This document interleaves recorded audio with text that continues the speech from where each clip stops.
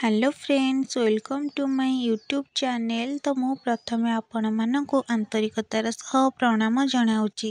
मु आज आपण मानक पई नहीं आसी एक नुआ कहानी, जो कहानीटीर नाम होउची दासीर प्रेम। यही कहानीटी एक सत घटना उपर आधारित।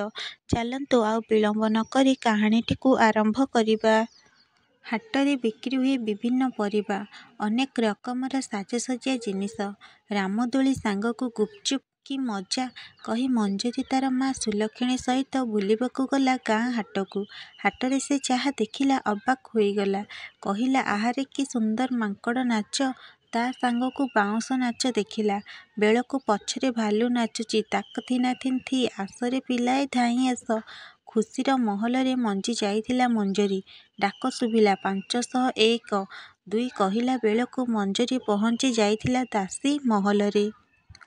माँ हाथटीकु जोरे टाणी टाणी आनिदेला। माँ एईटा हाटरे आरपारिरे कौन पाई?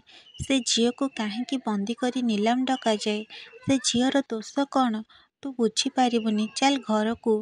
कही मो माँ आउ नेला नाही। घरकू आसी देखिली मो जेजीमा कांदुची। मु कही, जेजी काहीं कांदुचु? मो जेजी कहिले तांकर घटी जाइथिबा अतीतर काहाणी।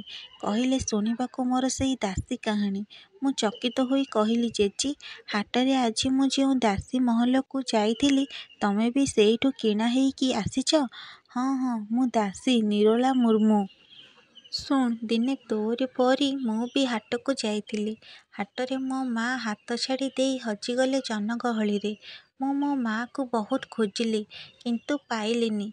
लुह पोछि मंजरी कहिला, जेजी तापरे कौन हैला? निरोला कहिले, आरे मु खाइबा पाई एणे तेणे बुलिली, किंतु खाइबा पाइली नाही। बरं मु दासी महलर साहुकार हातरे पड़ीगली। निष्ठुर मते खाइबाकू देब बोली कही नेई मते 50 टंकारे बिकी करी देला। आउ मते किणी नेला गोटे सहरी बाबू। से तार घरकू नेई मते पाठ पढ़ेइला। आउ मु भी पाठ पढ़िली। आउ तांक माँ सबुबेले मो कर काम करांती मो हातरे। कहंती, अलक्षणी पोड़ा मुही मरुनु, बड़ घर देखी लोभ पळेइचु कही बाड़ांती। बाबू आसिला परे मते माँ गेल करंती आउ काम करांती मो हातरे। बाबू गला परे बहुत बाड़ांती। जेतेबेले मो पाठ पढ़ा सरी मो अमेरिकारे बाबू नेई शिक्षकरे भर्ती करिदेले। आउ तापरे बाबू दिने मो सांगरे कथा हेबा पई एक सुंदर बगीचा थिबा जागाकू नेई गले। आउ कहिले, क्षमा करिदिए निरोला, मो माँ तुमको बहुत दुख देइछंती। मु भी गोलाप देई कहिली। मु कहिली, नाई बाबू, मु तो जणे भिकारुणी किंबा को नाଳରେ पड़ी मरिथांती, एमिति कुहनी। कही आमे दुई जण कथा हेलु। बाबू कहिले, तू एथर पिंजरारू मुक्त। तू जुआड़े जिबु जा, तू मुक्त। कही चालीगले। ସେଇଠୁ ତ ଜେଜେ ସେଇ ବଗିଚାର ରକ୍ଷକ ଥିଲେ। ମତେ ଗୋଲାପ ଦେଇ କହିଲେ, ମୁଁ ତୁମକୁ ଭଲ ପାଏ। ମଞ୍ଜରୀ କହିଲା, ଜେଜେ ତମେ ଏତେ ସୁନ୍ଦର ଥିଲ। କହି ଜେଜେମା ଚାଲିଗଲେ। ମଞ୍ଜରୀ ଚାଲିଗଲା ବାଡ଼ି ବଗିଚାକୁ। ମାଙ୍କଡ଼ ଖଡ଼ାଇ ବୋଲି ରମାଖୁଡ଼ୀ ଡାକିଲେ, ହୋ ହୋ କହି ମଞ୍ଜରୀ ମାଙ୍କଡ଼ ଓଡ଼େଇ ଆସି ଦେଖିଲା ଜେଜେଙ୍କ ହୃଦ୍ଘାତ ହେଉଛି। ବଇଦ ବଇଦ କହି ମଞ୍ଜରୀ ଡାକି ଆଣିଲା ବେଳକୁ ଜେଜେମା ଆଉ ଏ ଦୁନିଆରେ ନାହାନ୍ତି। କୋଳେଇ ଜେଜେକୁ ମଞ୍ଜରୀ କାନ୍ଦ ବୋବାଳି ଛାଡ଼ିଲା।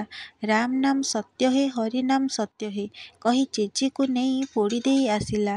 ତା ପରଦିନ ଜେଜେ ସ୍ୱପ୍ନରେ କହିଲା, କିରେ ମଞ୍ଜରୀ, ମନ ଦୁଃଖ କରେନାରେ, ଆସିছে ଦିନେ, ଯିବେ ଦିନେ, ମୃତ୍ୟୁ ହିଁ ସତ୍ୟ ଏ ଦୁନିଆରେ କହି ସ୍ୱର୍ଗକୁ ଯାତ୍ରା କଲେ।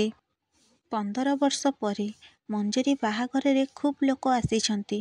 କମ୍ ସେ କମ୍ 600-700ରୁ ଅଧିକ ଲୋକ ଆସିଛନ୍ତି। ଯେତେ ହେଲେ ବି ରାଜା ଘରେ ବାହା ହେଉଛି ନା। ହେଲେ ମଞ୍ଜରୀକୁ ଦେଖ, ଗୋଟିଏ କୋଣରେ ବସି ତା ଜେଜେର ଫଟୋଟିକୁ ଧରି ଗୁମୁରି ଗୁମୁରି କାନ୍ଦୁଛି। ମଞ୍ଜରୀକୁ ତ 10 ବର୍ଷ ହେଲା। ତା ବାପା ଆଉ ମାଆ କୁଆଡ଼େ ଚାଲି ଯାଇଛନ୍ତି ତା ବି ତାକୁ ଜଣା ନାହିଁ। ରମାଖୁଡ଼ୀ ତାକୁ ପାଳି ପୋଷି ବଡ଼ କରିଛନ୍ତି, କିନ୍ତୁ ଦିନକ ପାଇଁ ତା ହାତରେ କୌଣସି ବି ଘରର କାମ କରେଇ ଦେଇନି। ରମା କଡ଼ି ତ ଅଜୀବ ପାଞ୍ଚ। ଲୋକମାନଙ୍କଠାରୁ ଆଣ୍ଠୁ କୁଢ଼ି ନ ଶୁଣେ ବୋଲି ମଞ୍ଜରୀକୁ ନେଇ 10 ବର୍ଷ ହେଲା ରଖିଛି। ଆଉ ଆଜି ଝିଅ ବିଦା ହୋଇଯିବ, କାନ୍ଦିବନି କେମିତି? ଗୋଟେ ମାଆର ମନ କ'ଣ ତା ସହିବ? ଯେତେବେଳେ ମଞ୍ଜରୀ ନିରାଶ ହୋଇ ବୁଲୁଥିଲା, ସେତେବେଳେ ଏଇ ଖୁଡ଼ୀ ନେଇ ରଖିଥିଲା। ଗୋଟେ ହଳଦୀ ବସନ୍ତ ଆସି ଧୀରେ କିନା କହୁଛି, କିରେ ମଞ୍ଜରୀ, ତୋ ଭଲ ପାଇବା ତ ତୁ ପାଇଛୁରେ, ତୋ ସାଥିରେ ହିଁ ତୋର ତ ବାହାଘର। ଏଥର ଖୁସି ତ? ନାଇଁରେ, ବହୁତ ପାଇଛି, କିନ୍ତୁ ମୋ ମା ବାବାକୁ ମୁଁ କେବେ ଫେରି ପାଇବିରେ? ପ୍ରଜାପତି ଡେଣା ହଲେଇ କହୁଛି। କିରେ ମଞ୍ଜରୀ, ତୋ ପ୍ରେମ କାହାଣୀଟା ଥରେ କହନା, ମୋ ମନ ବ୍ୟାକୁଳ ହେଉଛି ଶୁଣିବା ପାଇଁ। ତେବେ ପ୍ରଜାପତି ଭାଇ ଶୁଣ। ଦିନେ ଘୋର ଅନ୍ଧକାର କୁହୁଡ଼ି ଭିତରେ ମୁଁ ଚାଲି ଚାଲି ଯାଉଥାଏ, କିନ୍ତୁ ହଠାତ୍ କରି ଏକ ଚିତ୍କାର ଶୁଭିଲା, ରକ୍ଷା କର। କି ଶୁଭ ଶୁଭିବାରୁ ମୁଁ ଦୌଡ଼ି ଯାଇ କହିଲି, କିଏ କିଏ?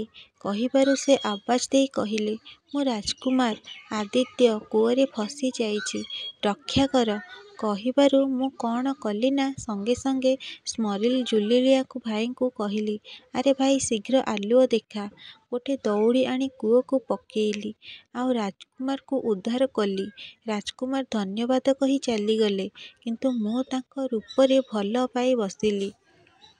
ପ୍ରଜାପତି କହିଲା, କି ଲାଜ ମୋ ମଞ୍ଜରୀର, ହା ହା କହି ହସିବାରେ ଲାଗିଲା। ହଳଦୀ ବସନ୍ତ କହିଲା, ଚୁପ୍ ରହ କହି ମୁରୁକି ହସିଲା। ତାପରେ କ'ଣ ହେଲା ମଞ୍ଜରୀ?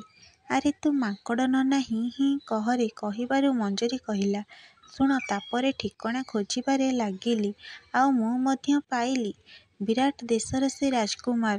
କ'ଣ କଲି ନା ମୁଁ ଦାସୀ ବେଶ ଧରି ରହିଲି, କିନ୍ତୁ ରାଜାଙ୍କ ଭେଟ ପାଇଲି ନାହିଁ। ମନ ମାରି ବସିଥାଏ, ଗୋଟେ ମାଲିଆଣୀ ସବୁ ଦେଖୁଥାଏ। କହିଲା, କିରେ ତୋର କାମ କରିବାରେ ମନ ଜମାରୁ ବି ନାହିଁ, କ'ଣ ହେଇଛି ତୋର? ମୁଁ କହିଲି, ମୁଁ ରାଜକୁମାରଙ୍କୁ ଭଲ ପାଇ ବସିଛି। ମାଲୁଣୀ ହସିଲା, କହିଲା, ରାଜକୁମାରକୁ ପାଇବାକୁ ହେଲେ ତତେ ରୂପରେ କିମ୍ବା ଗୁଣରେ ଭଲ ହେଇଥିବା ଦରକାର, କିନ୍ତୁ ତୁ ତ ଦାସୀ, ତୁ ସଜେଇ ହୋଇଯା। ରାଜକୁମାର ନିଶ୍ଚୟ ତତେ ଭଲ ପାଇ ବସିବେ। ଫଗୁଣ ମାସ ଆମ୍ବ ବଉଳ ଭର୍ତ୍ତି ହୋଇଥାଏ, କୋଇଲି କୁହୁ କୁହୁ ରାବୁଥାଏ। ସେତେ ମୁଁ ହଳଦୀ ରଙ୍ଗର ଲୁଗା ଆଉ ଗହଣା ପିନ୍ଧି ଚୁଟି ଛାଡ଼ି ଦେଇ ବସିଥାଏ। ରାଜକୁମାର ମୋ ରୂପରେ ବିଭୋଷ ହୋଇ କହିଲେ, କିଏ ତୁମେ? ମୁଁ ଅନେଇ କହିଲି, ମୁଁ ମଞ୍ଜରୀ। ରାଜକୁମାର କହିଲେ, ତମେ ସିଏ ନା, ଯିଏ ମୋତେ କୂଅରୁ ବାହାର କରିଥିଲେ? ହଁ, ମୁଁ ସିଏ। ମୋତେ ବାହା ହେବ? ହଁ, ମୁଁ ତୁମକୁ ଭଲ ପାଏ। ଡାକ ପଡ଼ିଲା, ରାଣୀକୁ ବେଦୀକୁ ଆଣ। ଯାଅ ଯାଅ କହି ମଞ୍ଜରୀ ସବୁ ଭାଇମାନଙ୍କୁ ବିଦାୟ ଦେଇ ବେଦୀକୁ ଗଲା। ବିବାହ ଖୁବ୍ ସୁନ୍ଦରରେ ସରିଲା, ଆଉ ରାଜକୁମାରଙ୍କ ପାଇଁ ଗଣ୍ଠଳି ଧରି ଘରକୁ ବିଦା ହେବା ବେଳେ ଆସିଲା, ଆଉ ରମା ଖୁଡ଼ିକୁ ଧରି ବହୁତ କାନ୍ଦିଲା, ଆଉ ବିଦାୟ କହି ଗଲା। ଯଦି ଆପଣମାନଙ୍କୁ ମୋ ଭିଡ଼ିଓଟି ଭଲ ଲାଗିଥିବ, ତେବେ ମୋ ଚ୍ୟାନେଲକୁ ସବସ୍କ୍ରାଇବ୍ କରିବା ସହିତ ଭିଡ଼ିଓଟିକୁ ଲାଇକ୍, ସେୟାର, କମେଣ୍ଟ କରନ୍ତୁ। ଯଦି କିଛି ଭୁଲ ରହିଯାଇଥିବ ସାନ ଭଉଣୀ ଭାବି କ୍ଷମା କରିଦେବେ। ରହୁଛି।